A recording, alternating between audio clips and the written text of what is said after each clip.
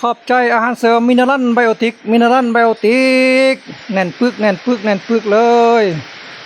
จิริจักหน่อยจักหลายสันนิบูจักเต็มเลยแน่นปึกเลยแน่นแท้แน่นว่าจิริแตกวันที่3 เดือน 5จิริแตกวันที่3 เดือน 5แตกวันที่3 เดือน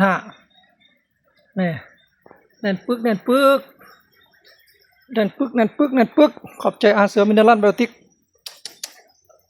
แน่นโพดแล้วแน่น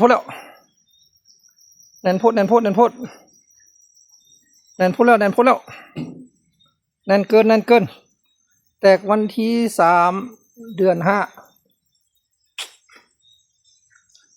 ตัวนี้แตกวันที่7 เดือน 5ตัวนี้แตกวันที่3 เดือน 5นี่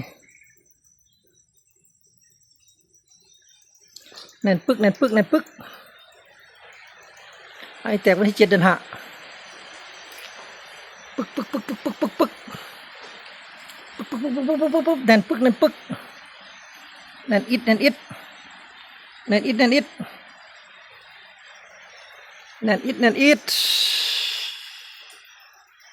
ขอบใจเด้อผู้ใดบ่ใส่กระยาอาหารเสริมมินเนอรัลไบโอติกตัวนี้สุดยอดแล้ว